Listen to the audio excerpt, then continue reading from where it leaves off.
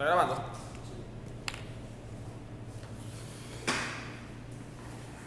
Listo. Bienvenidos a la tercera parte de nuestro programa Economía y Finanzas. Bienvenidos a la audiencia de Radio Banca Vilca, la H grande de la información y del deporte. Gracias por estar una semana más con nosotros. Saludos a todos los que nos siguen a través del Facebook, del Twitter, del YouTube y del TuneIn. Y pues desde las 8:30 AM en la ciudad de Guayaquil. Y de la página web también de radiobancavilca.com.es. Sí, señorita. O sea, no hay forma de que no nos podamos Exacto. ver. Ella siempre manda saludos, siempre tiene quien saludar. Sí, ¿se ha dado sí. cuenta? Ahorita Nunca. quiero aprovechar para mandar unos saluditos. Un saludito para unos niños. Son Daniel y Mateo Pastoriza. ¿Ya? San Martín, que también quieren ser economistas, Pero- igual que ustedes. Ahora sí ustedes son influencers, son niños.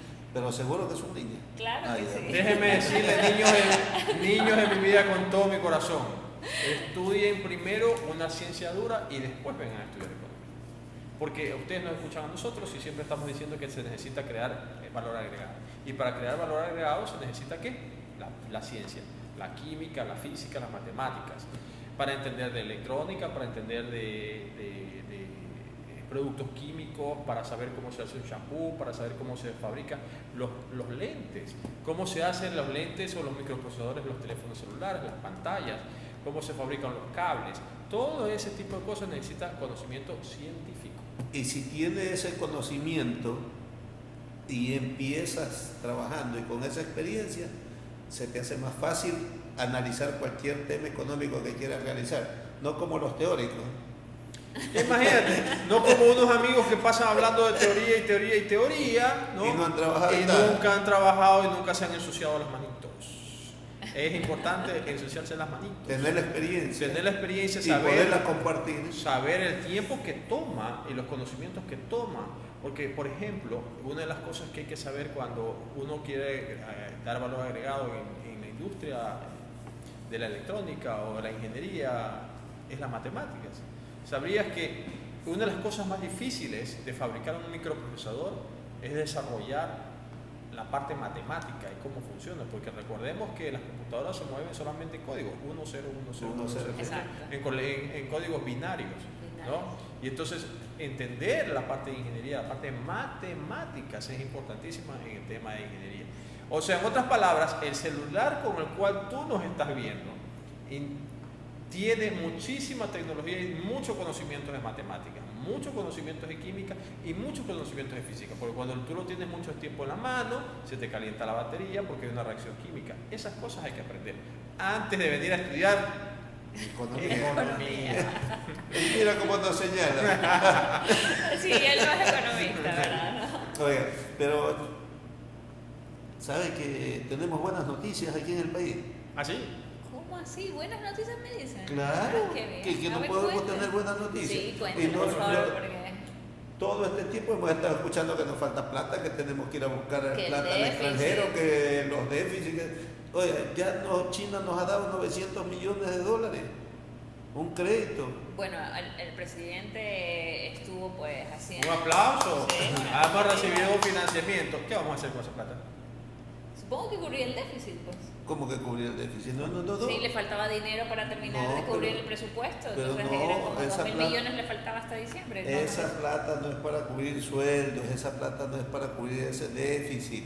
Sí, ¿no? Esa plata es para terminar las inversiones que se han empezado en este año. Pero eso es parte del déficit, pues. Exacto. Son parte- Que me están haciendo juego de palabras. No, No sé qué Nos decir. están haciendo juego de palabras. Y eso que todavía no estamos a 28 de diciembre, al Día de los Inocentes. Pero bueno, se supone que eso es para cubrir los proyectos de inversión del año 2018, o sea, los proyectos de inversión que han sido ejecutados en este año y que me imagino en algún momento a la final eso iba a quedar o aumentar el déficit que teníamos, entonces eso hay que pagarlo, ¿no? En todo caso, este préstamo que se ha adquirido pues, está a una tasa del 6.5%. ¿Por qué plazo? Me parece que tiene 2 años de gracia, así que... Pero está más barato que los anteriores créditos que nos concedió el gobierno chino Bueno, esto tampoco compromete petróleo. Claro, no compromete petróleo. O sea, parece que las condiciones son mejores que las anteriores. Ni tampoco comprometida porque hubieron también créditos que también otorgó China en los cuales eran para proyectos de inversión, pero o sea, sí intervenían empresas también chinas. Entonces tampoco está atado a eso, ¿verdad? Ni a proyectos de inversión ni tampoco a... Bueno, los proyectos de inversión sí, está pero para cubrir el déficit en otras palabras, para pagar la cuentita a los proveedores atrasados. Exacto. Claro, para evitar que el déficit sea mucho mayor, ¿no? O sea, y tiene sentido, pues. Bueno, aparentemente les faltaba al gobierno ecuatoriano, de acuerdo a las cifras del ministro de Finanzas, 2.000 millones, con 900, entonces quedaría como 1.100 millones. Como sea, que bajó las necesidades. A ver, si todo el tiempo no, sabíamos que era como 4.000 millones. Sí, pero de acuerdo al ministro dice que era 2.000 hasta diciembre. Ya 4.500 millones de dólares aproximadamente, entre 4.200 y 4.500 millones de dólares. A ver, aplausos para la gestión de nuestros compatriotas que están participando, ayudando al gobierno. Aplausos para aquellos que hicieron en su debido momento o iniciaron la gestión para ese financiamiento, que viene en una conversación ya de algún tiempo atrás. Y aplausos para el presidente actual que finalmente se apersona y logra que eso camine. Pero la materia de nuestro programa no es simplemente informar las novedades, sino de ir un poco más allá. Nosotros somos un poco, hacemos las veces de catedráticos, tratamos de explicar las cosas un poco más allá de lo que se ve en las noticias o se puede escuchar en los distintos medios de comunicación. Y se trata de, si esta es una nación, ¿por qué la nación tiene que esperar tanto para conseguir un financiamiento? Que ojo, el Producto Interno Bruto de este país es alrededor de 100.000 millones de dólares y estamos festejando haber obtenido un financiamiento equivalente a menos del 1%. Así es. ¿Ah? Y tú dices, algo no está bien. Y entonces yo digo, y le decía a un amigo el otro día con el cual conversaba de temas económicos, es que nosotros en Ecuador necesitamos tener un poco recogiendo los pasos de un país europeo, ¿no? de los noruegos, por ejemplo. Nosotros deberíamos tener una mesa de dinero, ¿no? O una unidad de mercado de dinero dedicada específicamente al tema del financiamiento de pequeño, mediano y largo plazo. ¿Qué quiere decir esto? Y ustedes conocen bien que en el Ecuador normalmente la ejecución presupuestaria por el lado de las inversiones normalmente se va rezagando hasta el mes de julio u octubre. Y en los últimos meses del año aparecen las instituciones públicas recién pudiendo certificar o dar las certificaciones financieras pero realmente proceden a contratar los distintos gastos de inversión o las obras de infraestructura porque recién en ese momento cuentan con la liquidez suficiente. Cuando eso debería arrancar desde el día 1 de cada año. Pero para hacerlo necesitas tú tener liquidez a la mano. Y este tema es un tema que nosotros como ecuatorianos deberíamos procurar mantener y establecer. Ya vemos el modelo de los noruegos. Ellos no tienen la gran fortaleza de Fuerzas Armadas. No tienen un esquema completamente libre de capitalismo. Sin embargo, tienen un gran fondo de inversión, pero no al estilo de los bolivianos, que está puesto en una cuenta de ahorros, que es un fondo de estabilización. No a la cuenta o como la idea de algunos colegas nuestros de que nosotros debemos tener alta cifra de reservas internacionales producto de estos ahorros que deberíamos tener. No, se trata de un fondo de inversión que invierte en compañías de otros países. Claro. ¿Por qué? Porque la importancia es de que tengamos una balanza de capitales positiva. No solamente es el tema de balanza comercial, la parte importante, que no digo que no debemos preocuparnos, sino que también debemos trabajar en la balanza de capitales, porque nosotros tenemos una economía dolarizada. El secreto de los Estados Unidos de Norteamérica es su balanza de capitales. ¿Cómo recogen ellos la riqueza? La recogen a través de sus inversiones en las distintas compañías que están alrededor del mundo, ¿no? Y la recogen también a través de su mercado de valores. Nosotros debemos procurar hacer algo similar. Nosotros debemos procurar tener una balanza de capitales positivos. ¿Cómo? Invirtiendo, pues. Es verdad, tú dices, hay que invertir en el agro, correcto, Pero yo ahora mismo te decía a ti, o te preguntaba, si tú tuvieras 10 millones de dólares, ¿qué empresa pusieras? Y entonces tú haces la reflexión, hey, tenemos a lo mejor limitaciones en el sistema legal, tenemos un mercado limitado, tenemos un ingreso disponible bastante limitado, y entonces entrar en una industria donde ya existe mucha competencia es difícil. Me interesa irme a algo donde quizás un bien suntuario, donde haya valor agregado, donde haya tecnología, pero eso no se paga aquí. No tengo mercado. No hay mercado. Por ejemplo, les voy a dar un ejemplo para el beneficio de la audiencia, los que nos acompañan. A alguien se le ocurrió hacer una cámara que se conectara a la IP, o sea, a un internet, ¿no, verdad? Inalámbrico, y abajo de la cámara tuviera un timbre. ¿Sabes lo que hace la cámara? Tú vas, te acercas, tocas el timbre y automáticamente te suena tu teléfono al otro lado del mundo. ¿Ya? Y tú ves a través de tu teléfono quién está tocando el timbre de tu casa. Bueno, eso sí. ¿No? Sí. ¿Cuánto cuesta ese dispositivo? Cuesta $250. Sí. La pregunta, ¿los ecuatorianos promedio tienen $250 para comprar eso? No. ¿No? 250 y bajando de precio. Por supuesto, bajando de precio, ¿no?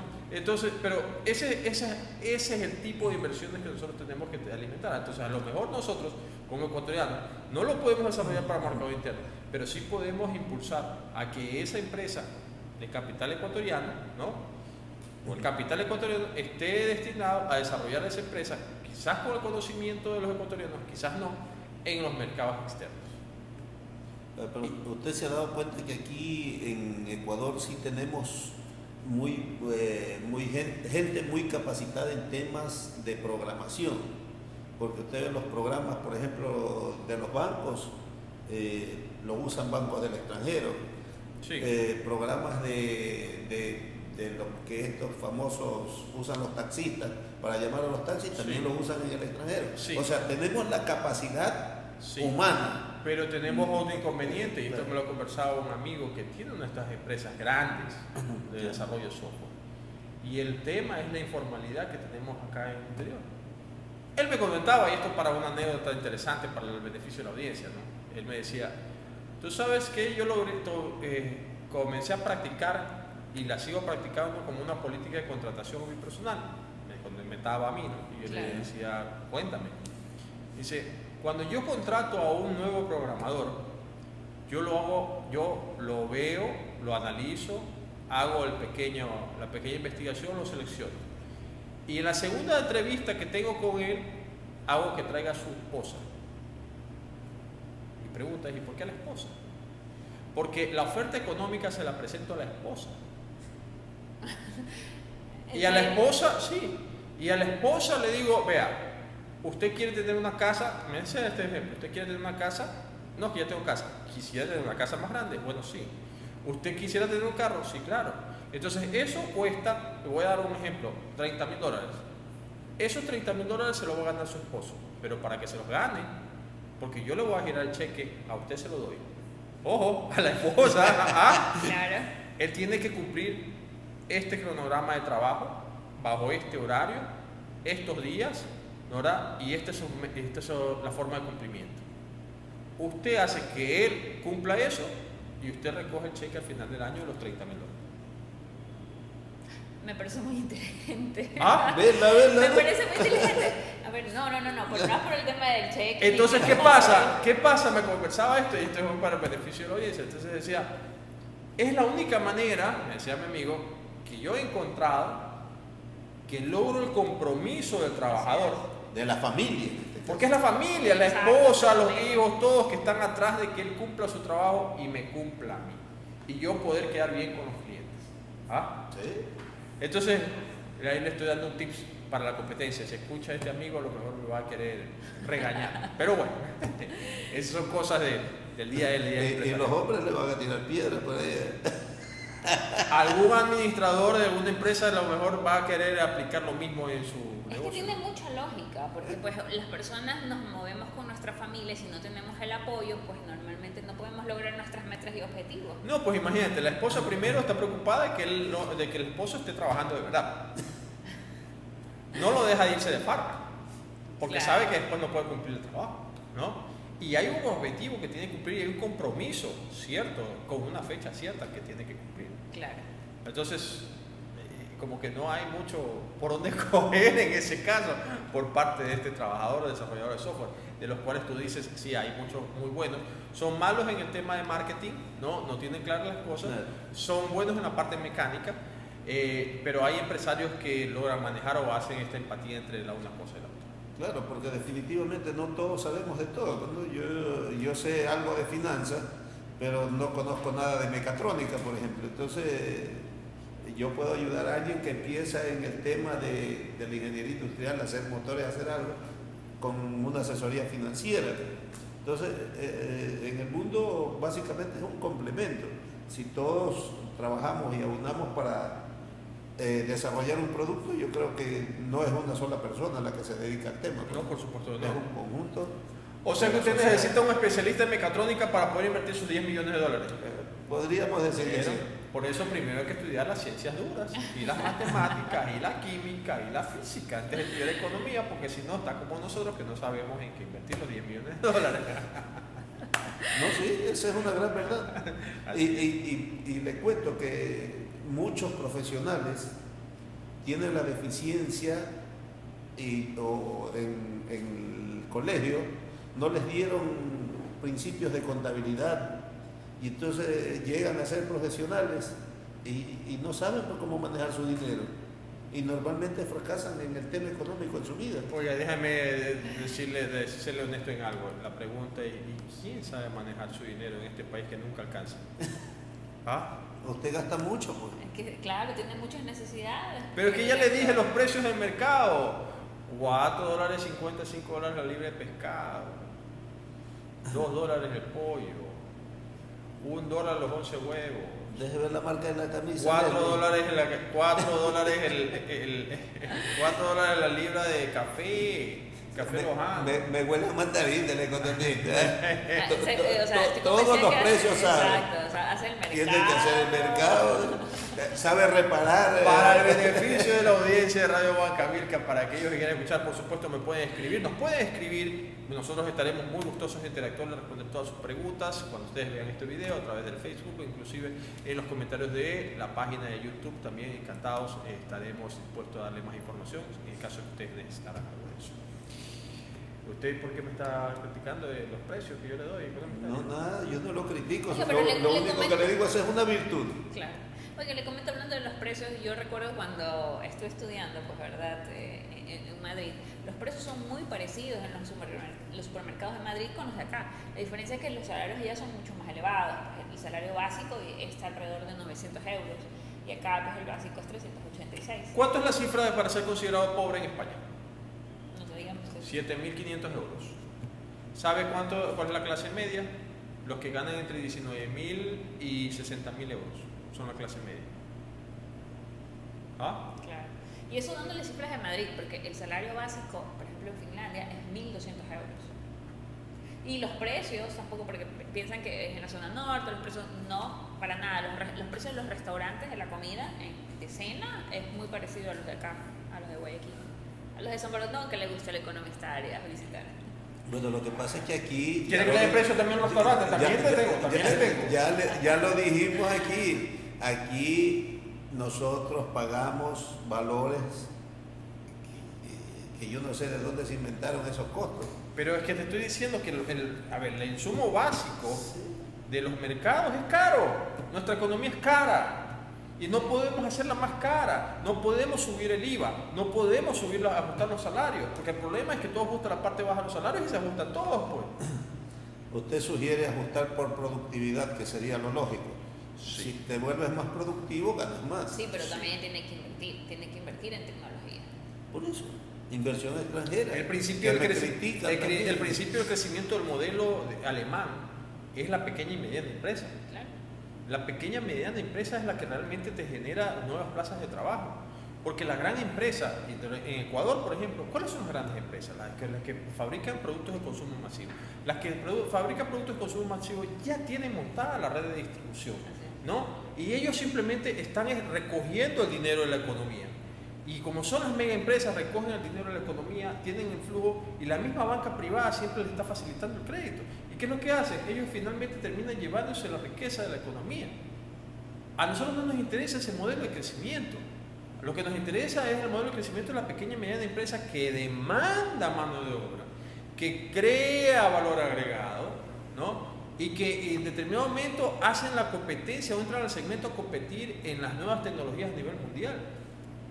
Esa debe ser la concentración que debemos tener. Y a través de esa mediana empresa es que se logra la mayor productividad. Productividad que necesitamos en el tema de la pesca, en la agricultura, en la acuacultura, en la construcción. Sí. En la construcción.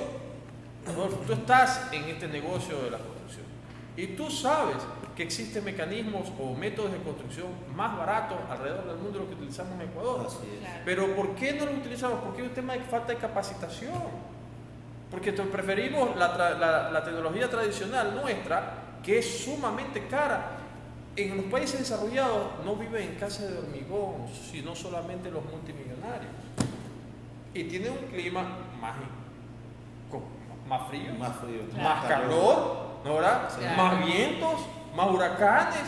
Y entonces digo, ¿y nosotros por qué queremos hacer algo que es sumamente caro cuando tenemos déficit de vivienda en términos generales?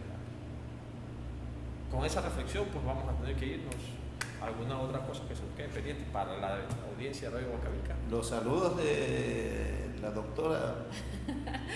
Bueno, saludos para todos los que nos han acompañado en este programa, saludos pues para los fieles oyentes, Catherine Rendón, Saskia San Martín, pues y Fabricio Cueva. Si son tan amables y nos siguen a través de uno de los portales, suscríbanse, aplasten el botón suscribirse y escríbanos nuestros mensajes, nosotros con mucho gusto les Saludos contestaremos. para nuestros colegas Gonzalo Bucalón y Saludos para ellos también. Esperemos que estén con José nosotros en el Javier. siguiente programa, ciertamente van a estar con nosotros. Oye, Con eso, y ya estamos a las puertas de la Navidad, ¿no? la próxima semana les dejaremos el mensajito navideño a toda nuestra audiencia. Por eso, y de ver cómo va la economía navideña aquí en nuestro Ahí país. haremos un análisis. ahí viene el compromiso de cómo serán las ventas para el cierre del año y qué es lo que esperamos. Leslie se compromete a hacer un análisis del tema. Va a ir a ver el costo de la canasta navideña. Sí. Yo Vamos a hacer una revisión del costo de la canasta navideña, a ver cuánto ha incrementado el precio del pavo, del pollo, del chancho, del champán, del vino, del arroz, del aceite. ¿Qué más nos da en la canasta navideña? Las galletas. El panetón. El pan de Pascua. El pan de Pascua, el chocolate. El chocolate, sí, porque no puede haber un Sí, día de Navidad pues. si no hay un chocolate. Claro, no, eso sí. Pues, Chocolate y el caliente. relleno y todo. Sí. Bueno, pues hasta la próxima. Gracias. Chao. Chao.